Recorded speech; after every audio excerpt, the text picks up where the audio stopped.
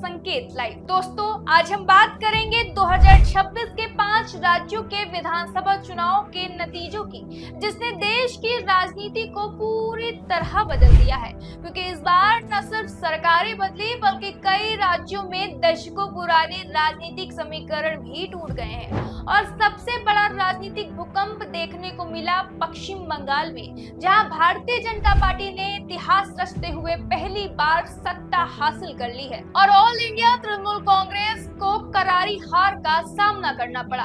अब इस पूरी रिपोर्ट को हम आपको बताएंगे कि 5 राज्यों में किसने कहां जीत हासिल की, कौन मुख्यमंत्री बनने जा रहा है और इस चुनाव के पीछे की पूरी रणनीति क्या रही। सबसे पहले बात करेंगे पश्चिम बंगाल की, जहां 293 सीटों में बीजेपी ने 200 से ज्यादा सीटें जीतकर करीब 70% स्ट्राइक रेट हासिल किया है। और यह जीत सिर्फ एक चुनावी जीत नहीं, बल्कि एक राजनीतिक क्रांति मानी जा रही है। क्योंकि पार्टी 10 साल पहले जहां सिर्फ 3 सीटों पर थी, अब 200 से ज्यादा सीटों पर पहुंच गई है। ममता बनर्जी खुद चुनाव हार गई है और उनके साथ 12 मंत्री भी हार गए हैं, जिससे स्पष्ट है कि जनता ने इस बार बदलाव का स्पष्ट जनादेश दे दिया। अब सबसे बड़ा सवाल है कि मुख्यमंत्री का चेहरा कौन होगा, क्योंकि बीजेपी ने बिना चेहरे के चुनाव लड़ा था। संभावित नामों में शुवेंदु अधिकारी, सुकांता मजूमदार, दिलीप घोष और शमीक भट्टाचार्य का नाम सबसे आगे चल रहा है। यहाँ तक कि महिला मुख्यमंत्री का विकल्प भी चर्चा में है। 1972 के बाद पहली बार ऐसा होने जा रहा है कि राज्य और केंद्र में एक ही पार्टी की सरकार होगी, जिससे सीमा, घुसपैठ और प्रशासनिक नियंत्रण जैसे मुद्दों पर सख्ती बढ़ सकती है। इस चुनाव में भाजपा में नॉर्थ से साउथ तक जबरदस्त प्रदर्शन किया। साउथ बंगाल में पहले टीएमसी का गढ़ था, वहां भाजपा ने बढ़त बनाई। अब अगर क्षेत्रवार देखें तो बीजेपी ने साउथ बंगाल में 33 सीटें जीतकर टीएमसी के गढ़ को तोड़ा। नॉर्थ 24 परगना में 18 सीटें जीती, पूर्वी मेदिनीपुर में 16 और हुगली में 15 सीटों पर जीत दर्ज की। वहीं जंगल महल और पुरुलिया की 9, बांकुरा की 11 और पश्चिमी मेदिनीपुर में 12 सीटें जीतकर अपना दबदबा साबित किया है। सबसे बड़ी जीत माटीगाड़ा नक्सलबाड़ी सीट से हुई है, जहां बीजेपी उम्मीदवार ने 1 लाख से ज्यादा वोटों से जीत दर्ज की। सबसे करीबी मुकाबला सतगछिया में रहा, जहां सिर्फ 401 वोटों का अंतर रहा। वहीं नरेंद्र मोदी ने इस चुनाव में 294 में से 242 सीटों पर प्रचार किया और जिन सीटों पर उन्होंने रैलियां की, वहां भाजपा का स्ट्राइक रेट 76% रहा।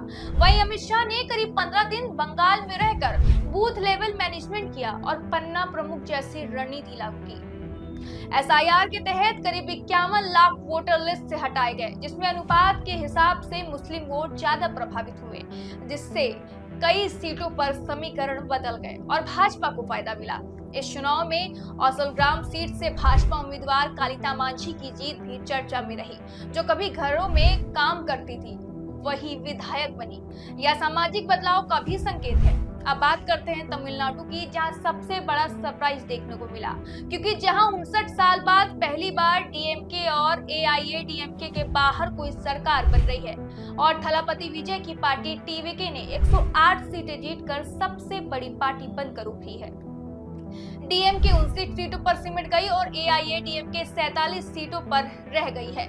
यहाँ तक कि एमके स्टालिन भी चुनाव हार गए हैं, जिससे राज्य की राजनीति पूरी तरह बदल गई है। अब तमिलनाडु में मुख्यमंत्री चेहरा लगभग साफ है और विजय की पार्टी सरकार बना रही है।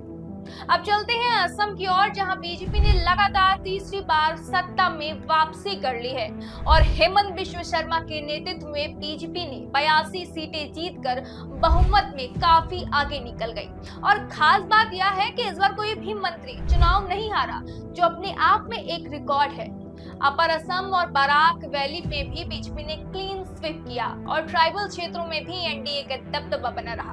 अब बात करते हैं केरल की, जहां 10 साल बाद कांग्रेस की वापसी हुई और इंडियन नेशनल कांग्रेस ने 63 सीटें जीतकर सरकार बनाने की स्थिति में आ गई, जबकि लेफ्ट की एलडीएफ सरकार को करारी हार मिली है और 13 के 13 मंत्री चुनाव हार गए हैं। अब यह मुख्यमंत्री की रेस काफी दिलचस्प है, जिसमें वीडी सतीशन केसी वेणुगोपाल, रमेश चन्नीथला और सनी जोसेफ जैसे नाम शामिल हैं।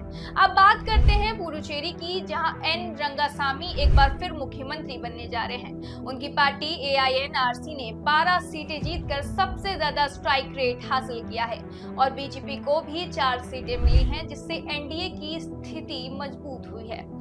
अब इस पूरे चुनाव के पीछे की रणनीति को समझना भी जरूरी है, क्योंकि बंगाल में बीजेपी ने पहली बार पन्ना प्रमुख मॉडल लागू किया, जहां हर कार्यकर्ता 30 से 60 वोटर्स की जिम्मेदारी दी गई। अमित शाह ने खुद 15 दिन तक बंगाल में कैंप किया और 44,000 से ज्यादा बूथों को अलग अलग कैटेगरी में बांटा गया, जिससे संगठन को माइक्रो लेवल का मजबूत किया गया।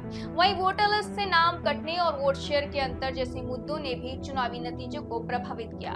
तो कुल मिलाकर 5 राज्यों के इस चुनाव ने देश की राजनीति में बड़ा बदलाव कर दिया है।